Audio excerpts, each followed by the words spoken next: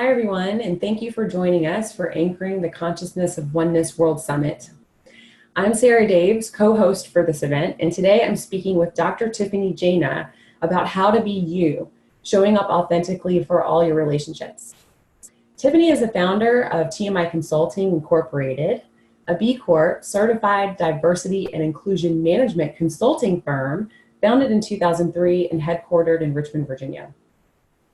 Dr. Jana is the co-author of Overcoming Bias, Building Authentic Relationships Across Differences.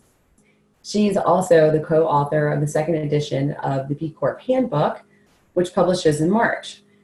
Their second book, Erasing Institutional Bias, How to Create Systemic Change for Organizational Inclusion, was just released this past October.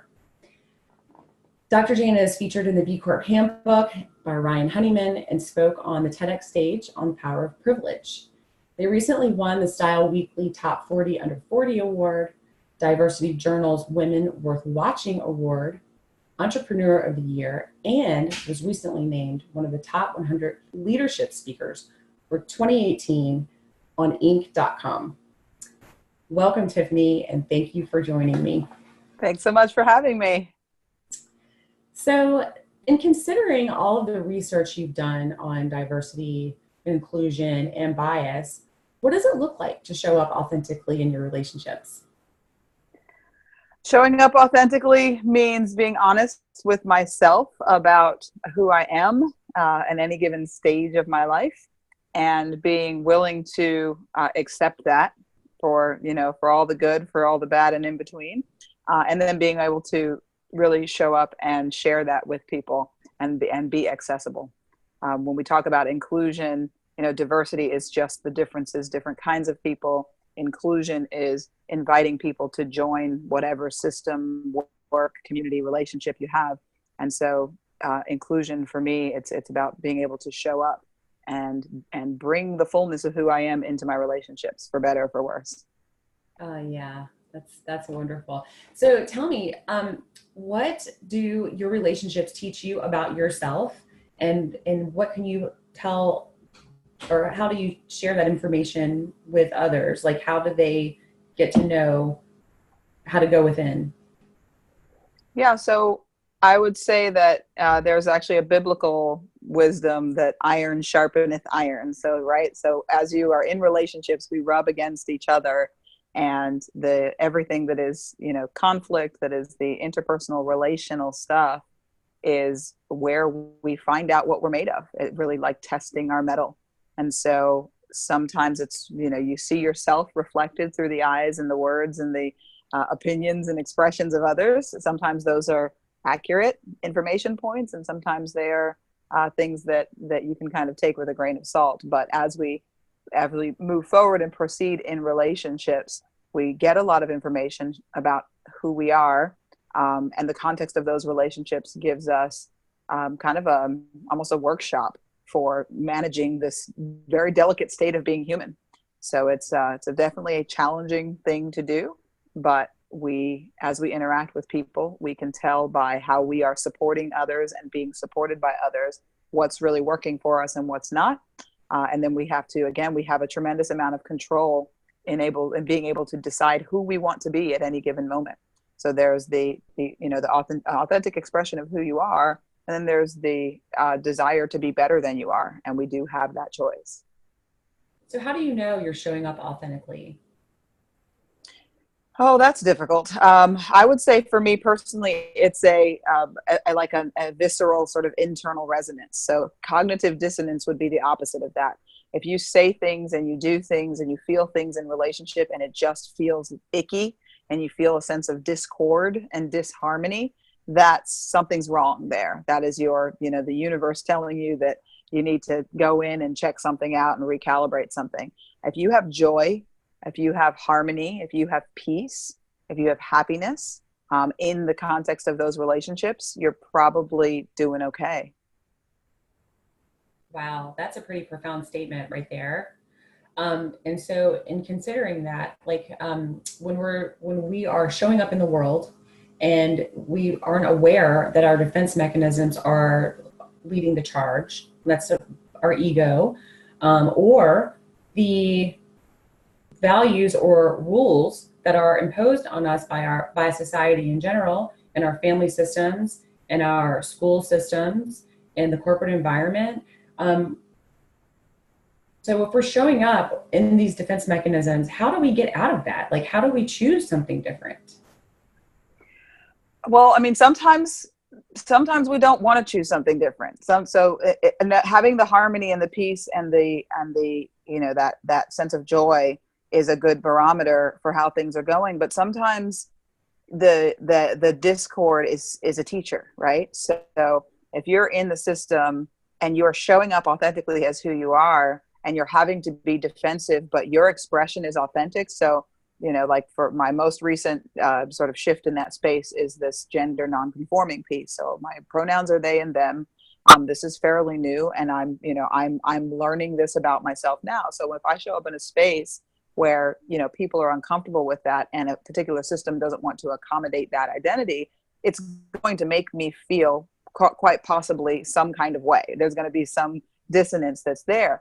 But in understanding who I am and being able to defend that space and own that space, there's a freedom in standing strong in who you are. It's not always going to be harmonious, because if those systems are, as they tend to be, much larger than us and outside of us, and having the ability to impact us or adversely affect us, that makes things a little bit difficult. But there's that whole, are you sleeping well at night kind of thing. Like, if you know that standing in your strength and the fullness of who you are is creating discord, but that's who you are, sometimes you have to do it. So I think about the many jobs that I had to leave when I was starting my career, because people expected me to adhere to values that were out of alignment with my own. That was not comfortable or fun. But I had to stand in the fullness of who I am and who I was, and make a decision to get out of that construct because it wasn't working for me.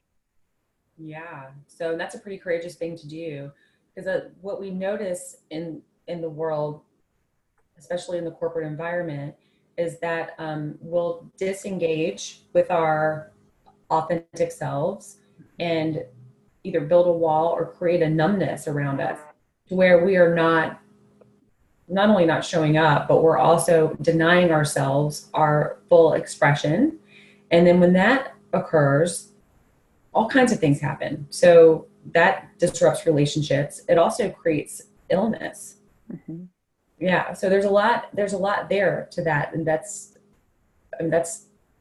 a pretty profound statement. So it's exhausting. It's positively exhausting for people to have to hide pieces of who they are, or fit themselves into, tiny little conforming shapes that just are not an accurate reflection of them.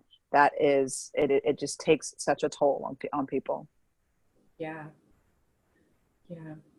And then thinking about the rules or certain values that we're not aligning with, that we don't want to align with, but we feel forced to do so for a lot of different reasons. Is that what creates the bias? When we are forced to align with roles that don't work for us. No, a bias is actually, it tends to be rooted in either experience, or almost like bad data, or just data, right? So our hard drives collect information over time. Tends to be, either the people who influenced us, raised us, parents, family, teachers, houses of worship, things like that. So we get these biases because we're given all this information, and our brains are always looking for shortcuts. And so one of the biggest challenges that I'm seeing now, kind of globally, is that you might hear information about certain groups of people on the news or read things, and that it doesn't get lost on the hard drive. It doesn't go like in one ear and out the other. That stuff accumulates there. And then when you have to make quick decisions about groups of people, you pull what's available. And those biases are available because they're constantly being fed to you, or they were fed to you over time while you were coming up or coming of age. The challenge that I'm seeing now is that a lot of those biases could be corrected or disrupted if we had proximity in authentic relationships. If you actually know people from whatever demographics you might have some weird bias against because you got some bad data, if you had relationships, you would recognize that those were, isolated experiences, or that they were stereotyped experiences, and you would leave room to have, to allow the people who you're with to show up and be who they are. But we are increasingly putting ourselves in these bubbles where we don't really have to bump up against a whole lot of different demographics. And if we never have access to people who are different from us, who think different from us, who have different access to resources, we allow ourselves to fall prey to the biased mentality. Yeah. So the stories that we're telling ourselves is getting in the way of that authentic connection. Yes. Yeah. Okay. Well, let's talk a little bit about the different biases that exist. Mm-hmm. Can you expand on racial bias, what that looks like? Sure. No, racial bias is one of the ones that gets a lot of press. So when we talk about diversity, equity, and inclusion, there are the protected categories. Like in the United States context, we have Title VII protected categories that are at the nucleus, and race is one of them. Kind of crazy because race itself is a social construct, so it's not actually scientifically real. Nonetheless, people do have lived experiences around them. And as a result, we have a lot of things locked on the hard drive, and we have a tendency to treat people differently based on their the perceived race that we experience from them, and based on, again, stereotypes, information over time. And we, it's incredibly unfortunate because race right now is predictive of outcome. So, while it's a social construct and it's technically not real, the racial bias that people experience actually adversely affects their health. It adversely affects their opportunities for gainful employment, for promotion. More people are more likely to, have bad interactions with the legal system and the penal system. And so race is very real in terms of the way that it affects people's lives and the way we are treating each other. Yeah. And so that leads me to retribution bias. Okay. Anyone who has had contact with the criminal justice system. Mm-hmm. And so that is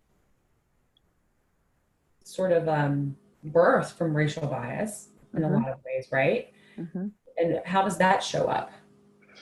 Yeah, so we defined, Ashley Diaz Mejias is my co-author for Erasing Institutional Bias, and we defined retribution bias as the human tendency to favor punishment over healing, punishment over relationship.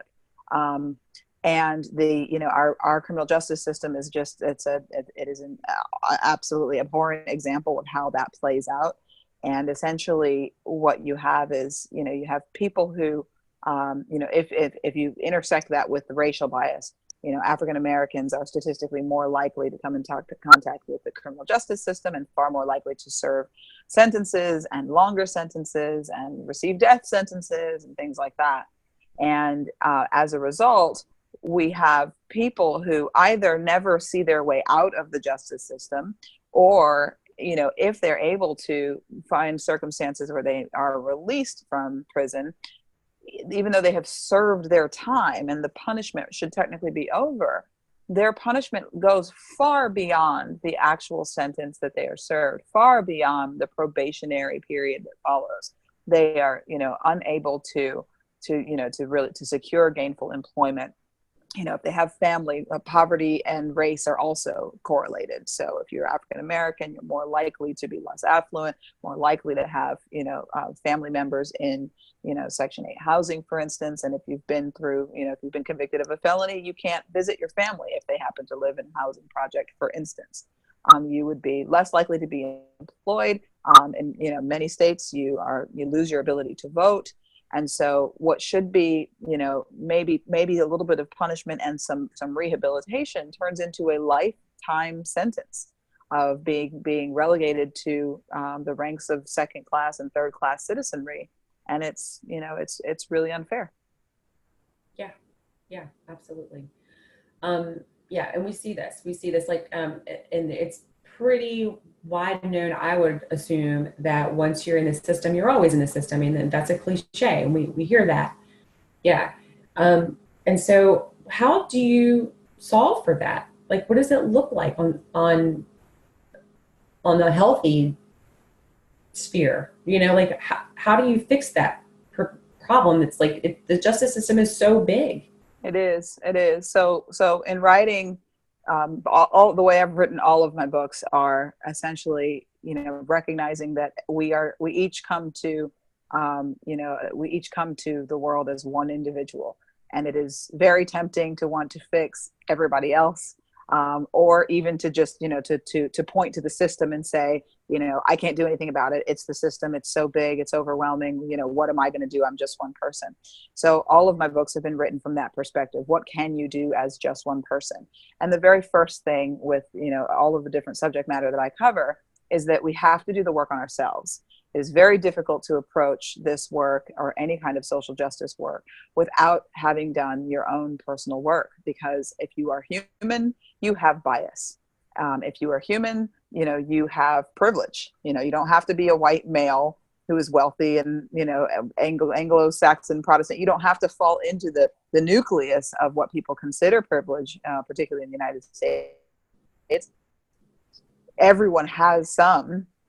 And so if you've got some privilege, you've got some bias, it is important to understand how you are contributing to these systems and how you are benefiting from them potentially. Because while we can simultaneously, point to the larger system and say it's a problem and it's causing harm, to other people or maybe to us, there are some ways that each of us also benefit from them. And we need to be very clear on those things before we start to try to unravel and address what's actually going on.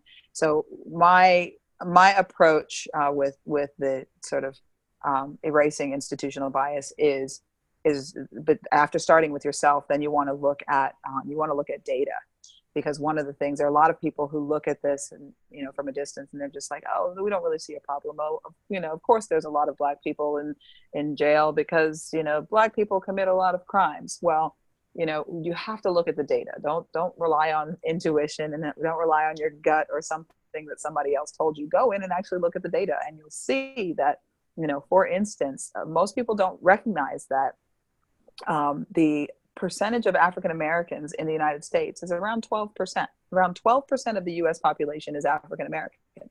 Why then is approximately 33% of the incarcerated population in the United States African American? That's massive, right? That doesn't make any sense. That means that we are disproportionately coming in contact with this criminal justice system. And so it's important to find data on the various issues that you would want to address. And once you look at that, then you'll be able to see where the opportunities are for improvement. Then you're able to see why it is so important that we vote, why it is so important that we participate in the mechanisms that we currently have that allow us to affect that larger change.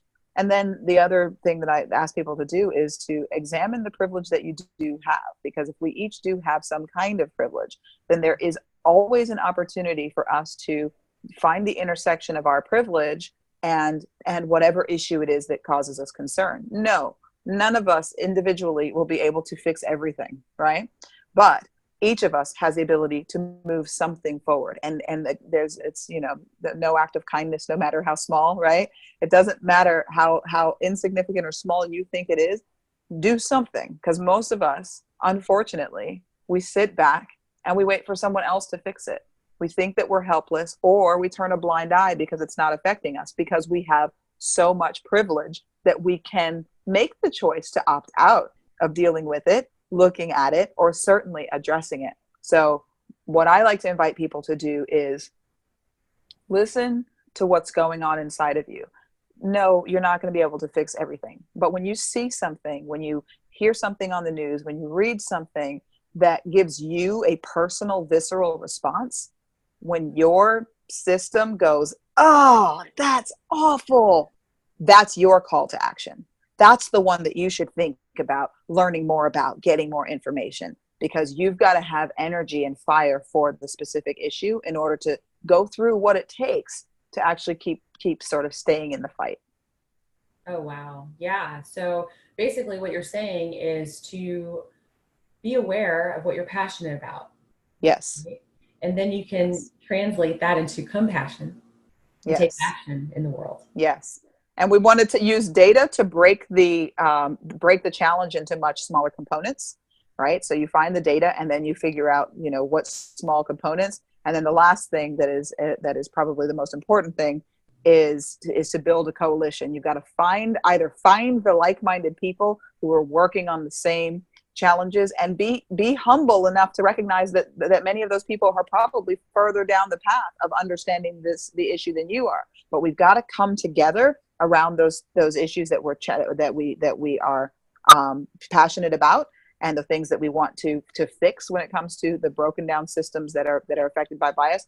Come together with like-minded people. And if you can't find the like-minded people, then gather your data, do your personal work, break it into small units, and convert people, and actually find people and tell them what you're passionate about. Because a lot of us come in contact with these things and learn about them because someone who we know and trust and love says, hey, let me tell you about this bias that you might not even have been aware of. Do you know what happens to people when they get out of prison?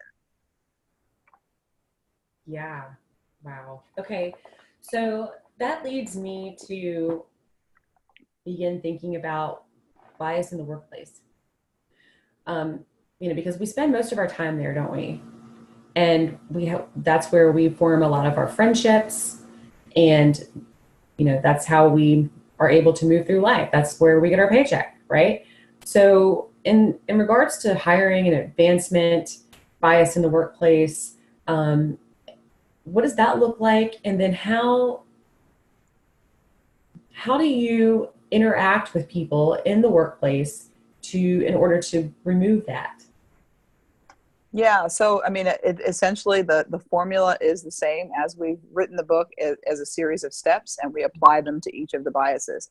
So again, with the hiring and advancement, you've got to look at your own stuff. You got to look and see where you are in the space. You have to look to see how you might be contributing to the hiring and advancement bias or benefiting from it. And then again, data. You've got to look at data. How do you know that there's hiring and advancement bias in the organization? Mm-hmm. Often it looks like, if you even have, so some organizations can look around and see that they don't have any visible diversity or very little visible diversity. So that's, sort of one data point. We all look the same. And that's not about everybody being white. If I go to an organization to do consulting work and everyone looks like me, they also have a diversity challenge. If you are 100% African American female, you're homogeneous, but just with minority population. Mm-hmm. So you want to look at the data and see what you're actually dealing with. If you have what often is the case is that you have diversity concentrated at the lowest levels of the organization. So if all of your diversity is at the bottom, and the higher you go up in the organization, the more homogeneous it becomes. So typically it becomes more white and more male in the United States. That can be indicative of a challenge. Again, these things don't necessarily happen on purpose.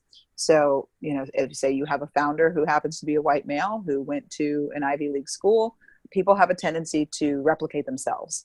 And that's an easy thing to do. This is a tribalistic thing to do. This is not an indictment of anybody's intention to marginalize anybody in particular.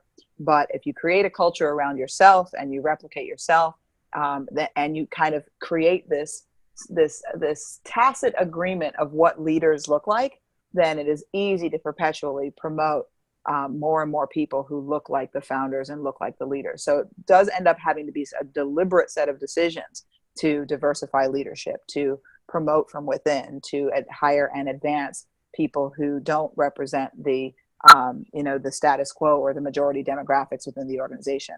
But again, lead with data, and then look at breaking things down into their component parts. And one of the things that we suggest people do is look at your hiring and advancement processes. Right? There should be a set of processes. There are things that we do, there are protocols, and you want to break them down and look for where are the subjective areas here? Where are the things that, people just have the opportunity to insert whatever they want? Where can we remove the subjectivity and insert some objectivity? Where can we say specifically that we want to do more things? And a great example that's actually in the book, my publisher, Barrett Kohler Publishers, noticed that they had that challenge. They didn't have enough visible diversity showing up throughout the organization. And what they figured out was, when they went back to kind of look at the challenge, they figured out that they had interns, most of their hires were coming through their internship program. Well, most of their interns were white.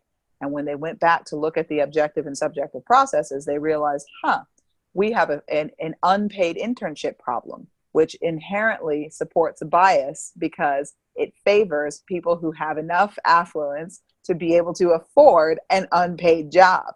And so they thought, right, let's go ahead and pay our interns. And then they got a more diverse pool of applicants. And then it created some criteria for selection that, include things like diversity, which, so they've been successful in expanding their hiring, diversity hiring, by looking at what was a stopping point early in the process. Yeah. Okay. Yeah. Because that's a component that could very easily be overlooked. Right. And then, and you don't realize it until you start doing research and collect the data, like you said.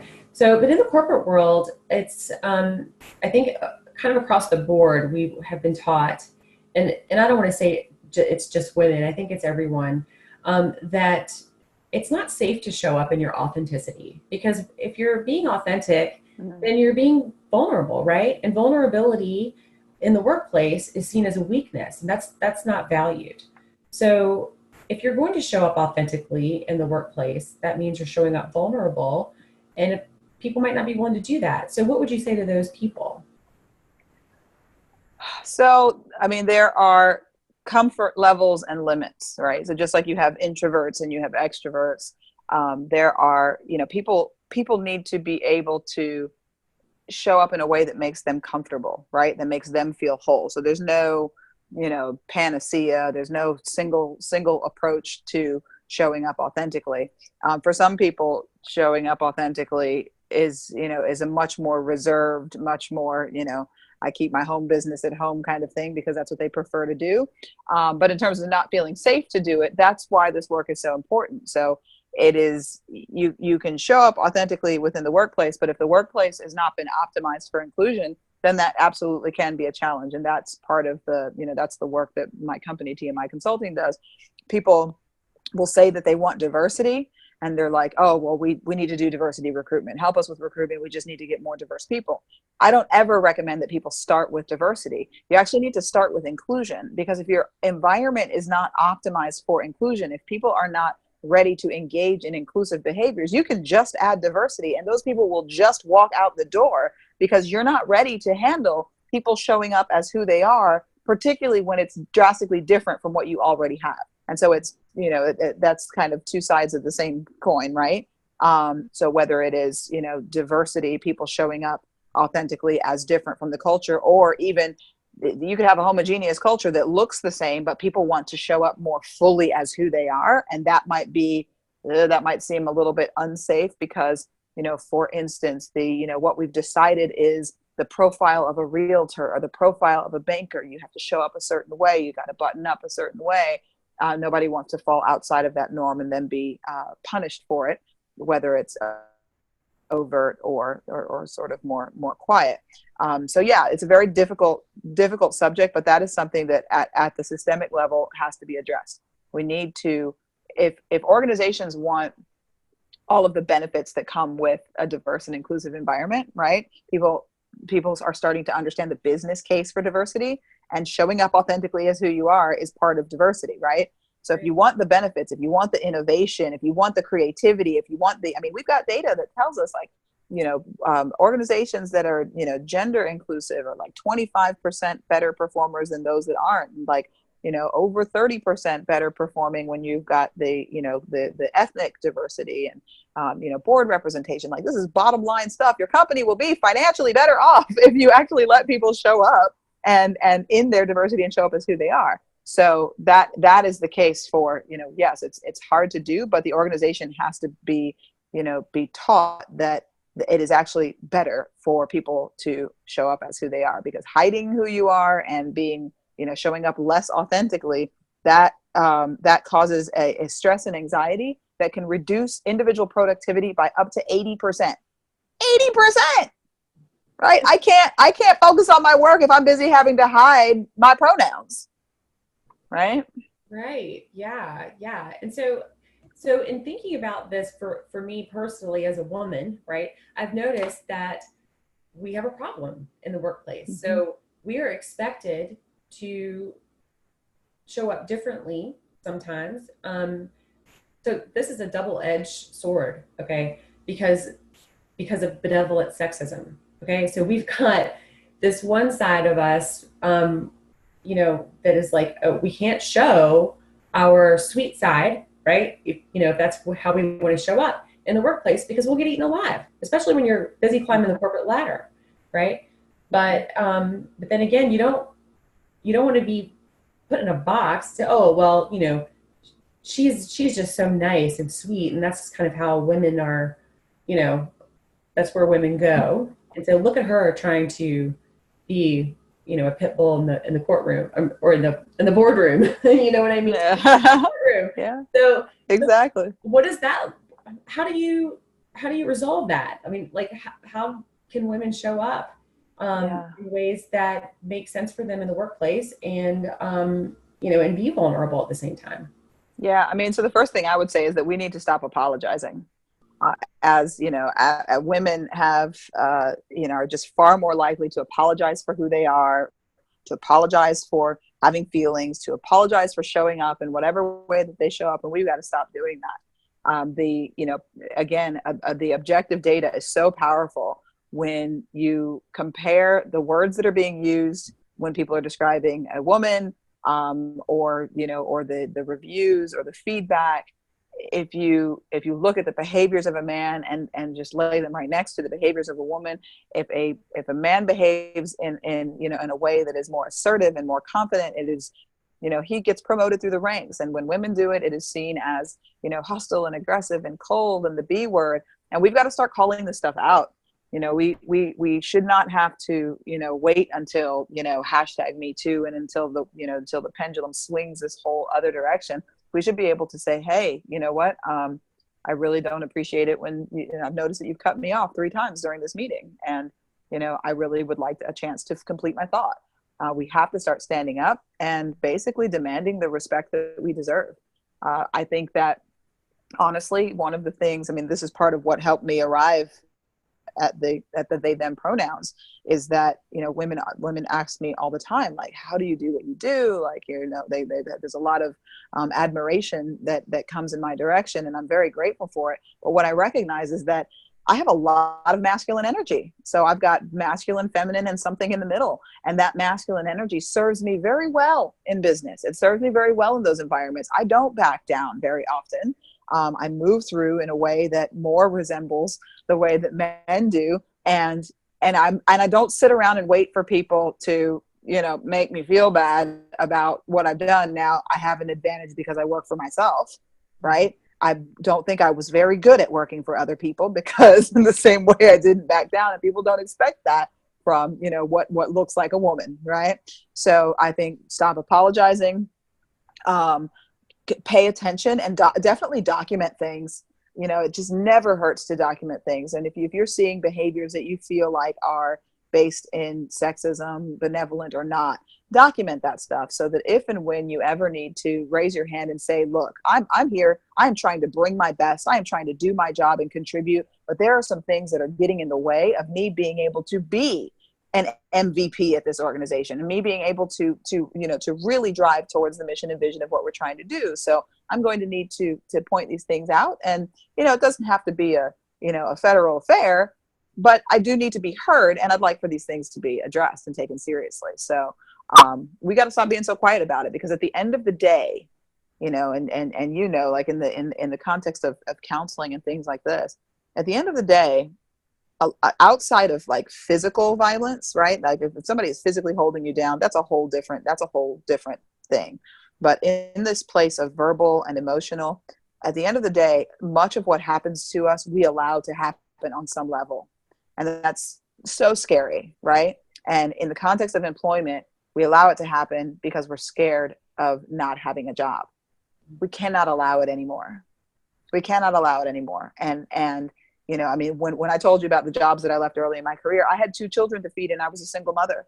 And there was a lot of ramen and SpaghettiOs during some of those times. But I could not stand and be, mistreated. I could not stand and live outside of my own value structures. And you have to be willing to sacrifice sometimes in order to stand up for what you believe in. So if you want to be treated with respect, unfortunately, in 2018, sometimes you have to stand up and demand it. Wow. Yeah. So what you're talking about is owning your power, stepping into that power, and releasing any victimhood that can arise from whatever your situation is. I'm thinking about that concept across all systems. Mm-hmm. So what would you say? What would you say to a person who has left the criminal justice system and has now been popped out onto the street, dealing with everything that they are going to have to deal with for the rest of their life? I mean, yeah, I could see where they would feel like a victim, right? Mm-hmm. But how do they step into their power? I mean, what are they going to do? Can they do anything? Yeah. So I have a really good friend. His name is Paul Taylor, and he was right in that space, right? So he was incarcerated for a couple of decades, came out, and he is facing all of the challenges that people face when they come out of prison. And he learned from behind bars. He actually took a lot of he took some courses on basically reprogramming his own mind, sort of this cognitive empowerment. Sort of what you think is who you are, and how to change the face of your life through how you think. The very first thing is the deeply personal work. It's everything starts there. It all starts with us, because so much of what we experience and perceive is rooted in us. The people who are going to have the worst time coming out of these circumstances where they have been, where they've had to deal with these sentences, the very first thing is that if they're willing to believe the lie, if they're willing to buy into the bias and allow that bias to actually define who they are, they will remain paralyzed and they will remain victims.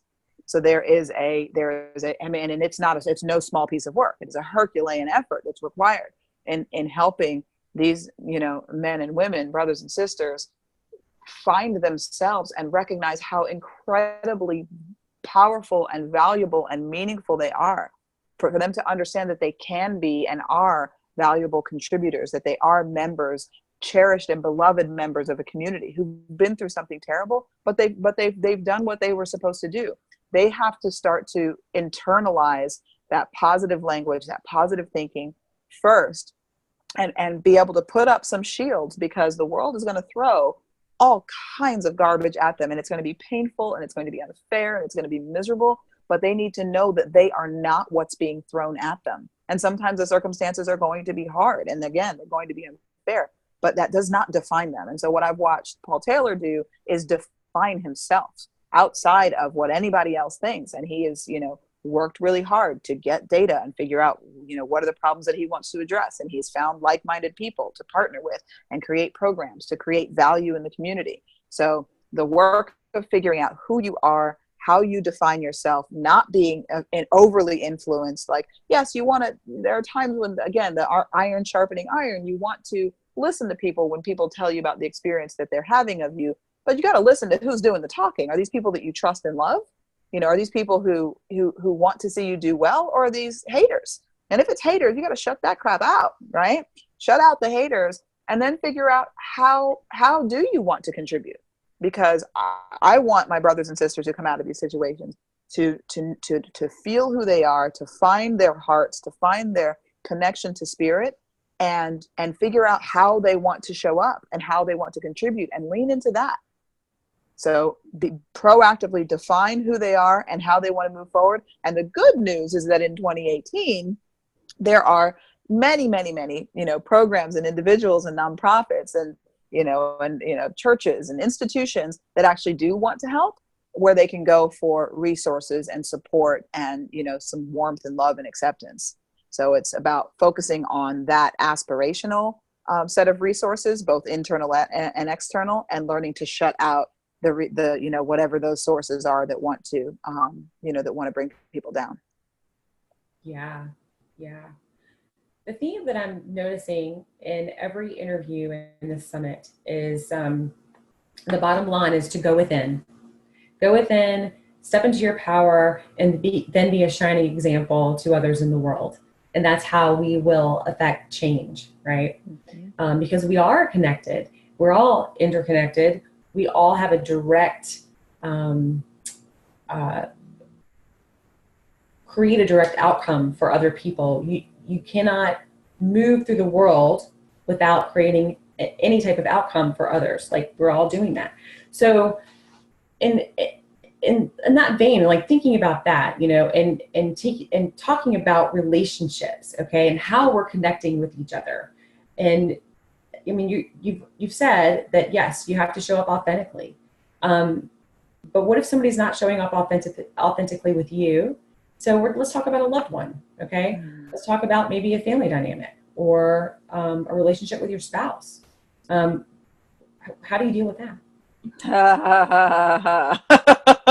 Those are the hardest ones. I mean, Mother Teresa had it right when somebody asked her, you know, what's the biggest thing you can do to change the world? Like, what can I as an individual do? And, you know, the terrible paraphrase coming from me is she basically said that you have to start with your family.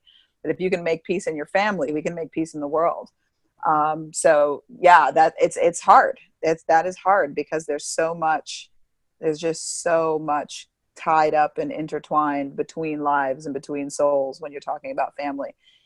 I think that it's very difficult, you know, as soon as everything starts with you. So my invitation to anyone, you know, watching and listening is focus on you. You have to focus on you because it's the only thing that you can actually control.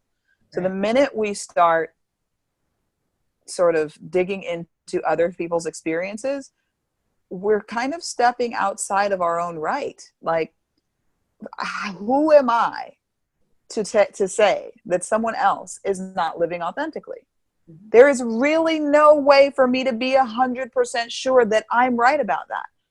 It's hard to be 100% sure if I'm right about my own authenticity, much less someone else's. Yeah. So it might not be working for you what that person is doing, and, you know, vote with your feet. If it ain't working for you, like, you have to understand that your presence is a gift. Your energy, your life force, your conversation, the joy of your company is the most beautiful and blessed thing that you have to share with another person. And if whatever another person is doing is not working for you, is not giving you life, the most powerful thing you can do is you can put some space there. It doesn't mean you have to hate them. It doesn't mean you have to talk bad about them. It doesn't mean, you know, anything like that. But, you know, if somebody is treating you in a way that doesn't work for you, if someone is showing up in a way that, you know, conflicts with your values, you can attempt to have a gracious conversation and try to stay out of judgment, right? Just let them know that it's not, you know, don't judge the person, talk about the behavior, not the individual. We tend to, you know, you're a racist, doesn't really work, but hey, that thing that you said doesn't really work for me. That's a whole different thing. It made me feel a certain way. Stay away from judging people. But yeah, if we think that we are able to prescribe and diagnose other people's authenticity, we're fooling ourselves. It's unfair. Like, we should stay out of that. So if it's not working for you, have a conversation, try to figure out what it is about the situation that's not working for you or that is giving you indication that it might not be authentic, and try to have an open conversation. But if it's really not working for you, get out of there. We stay in the most unfortunate circumstances. We stay in jobs that we know are toxic and killing us. We stay in relationships that we know are toxic and killing us because we're scared of, you know, the unknown, and we're scared of change. We need to embrace change. Change is a beautiful thing. If you are changing, you are growing. If you are giving yourself opportunity to do and see and experience new things, you're making room for people who will love you, respect you, and treat you well. Never be afraid to change. Never be afraid to walk away and go somewhere where there's light. Wow. Yeah. Yeah. Thank you so much. That's a beautiful statement, and so incredibly true. I mean, what you're saying, what I'm hearing you saying also in that is that, you know, we need to solve our own problems first, right? Rather than giving our problem to somebody else to solve. So that's not stepping into your power. That's giving your power away, essentially, isn't it? And yes. Yeah. And the gifts that we have, how are we giving them when we have no power? So yes, that is beautiful. Thank you so Yay! much. Yes, thank you so much, Tiffany, for being a part of this summit and sharing your wisdom with us. I appreciate you so much. Thank you. This was fun. Yeah, and so for everyone watching, if you want to learn more about Tiffany, you can visit tmiconsultinginc.com. And you want to tell everybody how they can buy your book? Yeah, so the book has its own website. It's erasinginstitutionalbias.com. You can also get it on Amazon. It's on Audible, basically everywhere books are sold. So if you go to Barnes and Noble and that you like to do your bricks and mortar, it's distributed by Penguin Random House. So anybody can get it in. They can order it for you. So visit your local bookshop and order it, and that'll work too. Great. And if you have any questions about this interview, or you want to chat with Tiffany or anything, just go to the Facebook group that we have set up, the Oneness World Summit private Facebook group, and there you can post questions. And Tiffany is very busy most of the time, so give her some time to get back to you. But that's a place where you can do that. And so, love and light to everyone. Thank you so much for watching. Thank you, Tiffany. I appreciate you. Thank you. All right. All right. Bye. Bye. Thanks.